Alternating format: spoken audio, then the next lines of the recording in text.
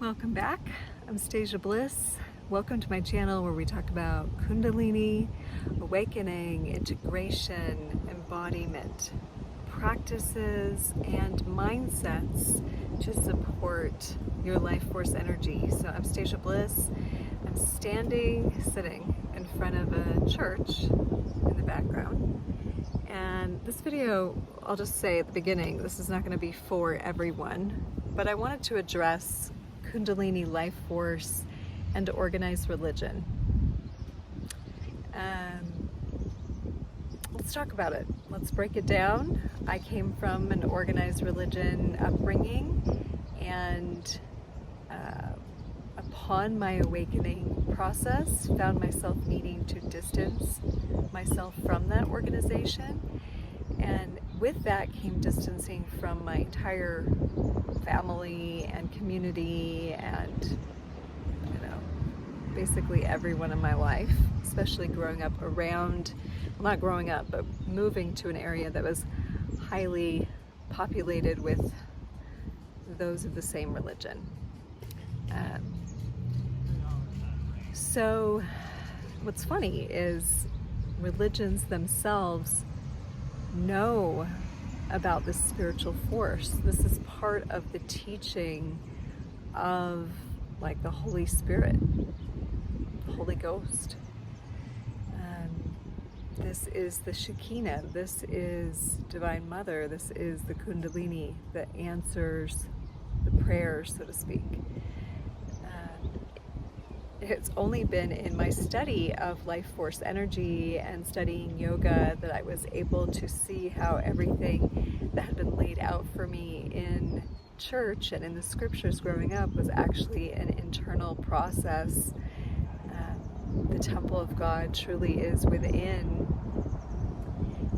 But let's talk for a minute, like why some people need organized religions, why it can be a stage and a place on your awakening journey. And I no longer attend churches.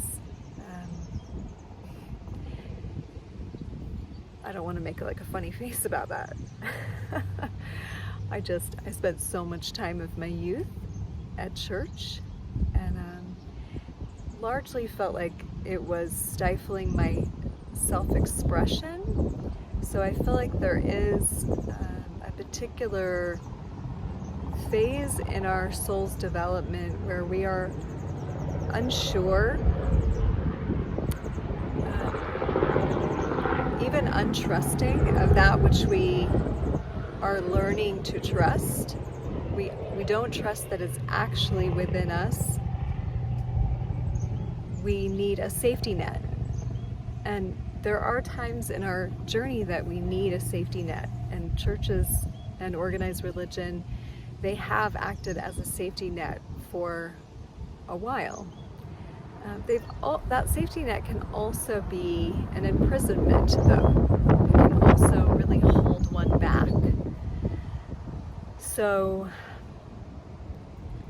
the benefits of this type of organizing is community, is coming together with other like-minded people, is feeling supported, is feeling like you have friendship, is feeling like you have family, that you have people that you can rely on, that you have this network, right? That's a benefit and a beautiful thing about organized religion. You can also find that in other places in reality, but that does seem to be a very strong reasoning. And so it's possible to utilize the connections and the community in religion while still cultivating your own life force energy. So this is the bridge. This is the bridge. And this is where I believe religions will begin to transform more as we are awakening more as humanity. The camaraderie is a really powerful thing and a gift to humanity.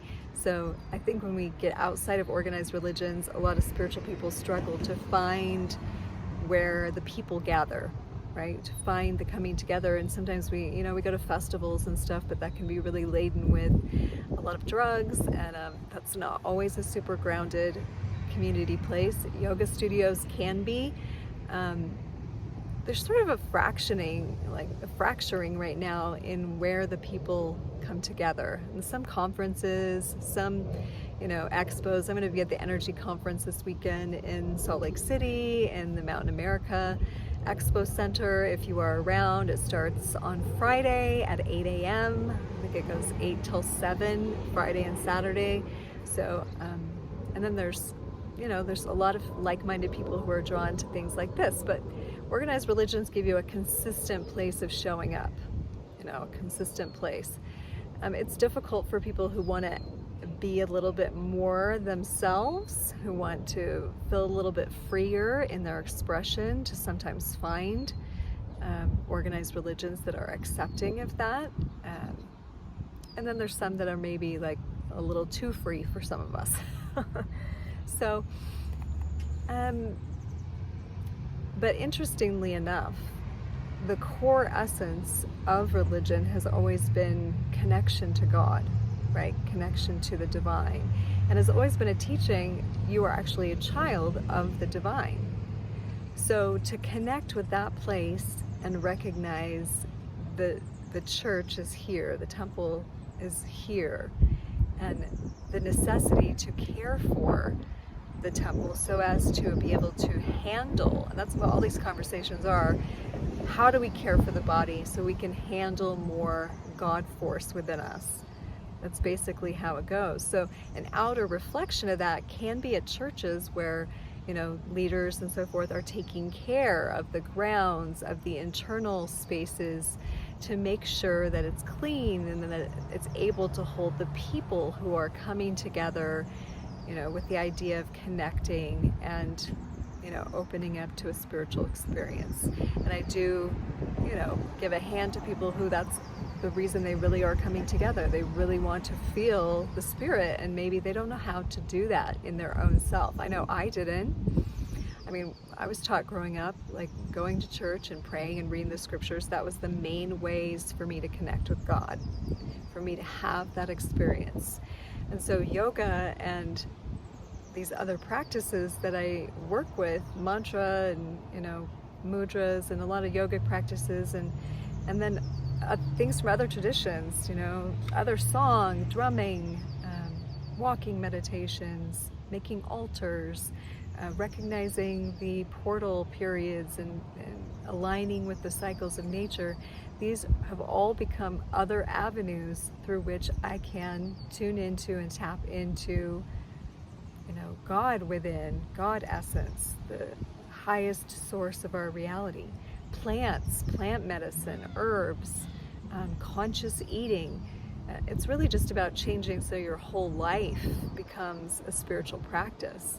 And maybe where my biggest gripe with religion is it's just like a once a week thing. And of course there are principles teaching how to be a good person through the week, but the internal practices, the how that we approach every little thing, this is, we've got to organize the inner religion, the religion of self, the spiritual connectivity to our divine nature. We should be going to church within ourselves every moment of every day and finding even those things that one might call mundane or not spiritual, bringing the tantric element in and making it spiritual, spiritualizing it, making it a God moment, bringing in dark goddess energy and loving that too. Loving that part of yourself too, and that part of reality too, and this pain you're going through too, and this rejection or this betrayal too, finding the beauty in that also. So let's do a little practice. Whether you've come from an organized religion, let's say if you have, we're going to do the practice of making this body temple holy. And if you have not, also, the goal right now is to bring the temple, the church, to here. Recognize what that means. Close your eyes. Take a few deep breaths. Feel your skin and the places where you contact the air. Feel Feel this outer surface to be the exterior of your temple walls.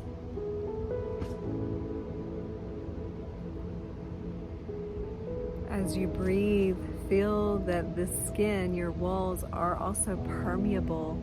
You have a field that reaches around you also.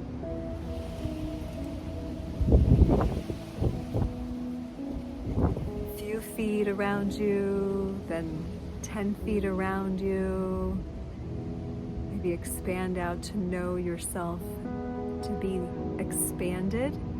And that this too is your sacred space. And then begin to move awareness within yourself to the center, to the Holy of Holies in your heart. Feel the seat of divine essence sitting within you. The holy chalice, the receptacle of divine energy, of life force, keeping you alive, radiating who you are to the world. Feel this light of God. In Sanskrit, we call it the Jyoti, the flame within the Sacred Heart. And the walls of the temple are like the rib cage. And within and just under your heart chakra, between the Bhuta Agni and the navel, the sacred fire of the belly that digests, this alchemical fire, there is the heart, the Sacred Heart, the heart of God, if you will, even. It's the Holy of Holies. Be so careful who you invite into the Holy of Holies of your sacred space. For the walls are vulnerable.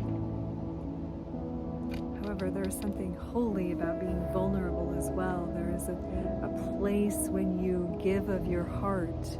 So feel who you've given of your heart to. Feel how you've sort of handed or opened a door into your sacred space. And that's where we can feel tenderness if we've not been reciprocated, if there's been betrayals, if there's been any sorts of things other than unconditional love there. That's where we feel those things in our body, and that's where we get to do sacred shadow work. Sacred shadow work. And that's where the light of our true essence gets to shine in and say, I love this part of you too, because this part of you is also inside of the temple of you, which is the dwelling place of the divine. Divine is your innate nature. It is you. It's not outside of you. It's in you. It's you. There is a gross mundane, casual self. There is a part of you that's physical, that's interacting with this realm. Our job now is to bring this God self through and interact in a divine way in the physical. To touch each other with the hand of God, to bless and anoint and heal each other with our presence. As we see the examples of Jesus and other spiritual beings doing. The stories of them. These are also stories of us, of the potential in us. So feel that. Feel where you've interacted. How you've rubbed up your temple field against others. It's felt painful, or if it's felt constricting or uncomfortable, this is where we need to fortify. So feel in you and your field where you need to fortify. This is another conversation before I take you back. We fortify with the practices, with the foods and the medicines and the practices, the life force practices. In the matriarchal tradition, in the goddess temple times, there would be the Melissae funny enough, my first given name is Melissa. The Melissae were the priestesses who kept the temple. So we have similar in like Catholic churches and Mormon churches and other Christian churches where you have a pastor, or you have a priest, or someone who kind of keeps the space, right? And maybe they light the incense, or they make sure all the chairs are down, or they, like, generally there's some duties, but initially, and let's say originally, in the origin of such things, to keep the temple is to make sure that you are in alignment, that you as the keeper of the temple, you are the step down for that life force energy into this space. So in your home, you are the step down energy for God essence in your space. Is your space a temple? Is your space a home of God? Well, it is, but do we acknowledge that it is? Do we allow ourselves to become the clear channel? And sometimes we need to do things to get us into that space. We need to light incense, or we need to light a candle, or we need to say a blessing, or we need to sing a song, or we need to make the bed, or we need to, make things just so it feels organized enough for the God force to flow in. So ultimately we become the keepers of our own temple, the keepers of our being. We do certain practices every day. We bring that Saturnian element into our life. We do specific disciplines and practices every day that are our own sacraments, that are our own inner ways of connecting with divine essence. As we take a shower, we're not just taking a shower or washing away the previous day. We're going through a death and rebirth practice. We've spiritualized our life. We've taken it from outside and we've brought it inside. And then we can't point fingers out there. Like, if we are judging organized religion, it's because we haven't organized ourselves fully. So we can't see the mirror effect. Like, that is trying to get a soul to organize their life, to put God first, to organize their life so they're in a routine of worship, right? If we're going to be autonomous, if we're going to be sovereign, if we're going to do that ourselves, then we got to do that. We've got to find a way to spiritualize our life. And that doesn't have to be dogmatic. It's really about the God force in you, the Kundalini, the embodiment of your true soul essence. And then you are a walking church. You're a walking missionary. People want to know, how do you feel so good? And you tell them about connecting within themselves. You remind them they're a channel of divine. And you do that by living it, by embodying it, by being the example of what divine radiance looks like, by handling your relationships with care and with authenticity and with truth, so that you are radiating that. We can communicate things also through not speaking. It's also a high form of communication. So, making the self the church, making the self the temple, making the self the receptacle for the divine essence to enter in. So let this be your goal today in your practice. The church energy, the religion energy, its initial purpose, yes, was to hold space for us to connect with the divine. For the most part, there's intermediaries in that kind of space, someone that stands between. And I want to invite you into the awareness that there's no one between you and the divine nature within you. There's no one between you. We can have mentors, we can have guides, we can have teachers, we can have way showers. Only if they seem to be radiating or embodying something that we too want to radiate and embody. If something they're saying resonates with a higher place in us and it's lifting us, and it's causing us to want to be more than of ourselves, then yes, those are the mentors we follow. Those are the teachings we follow. Is if it uplifts, if it brings us to the next highest level, if it activates our true God essence.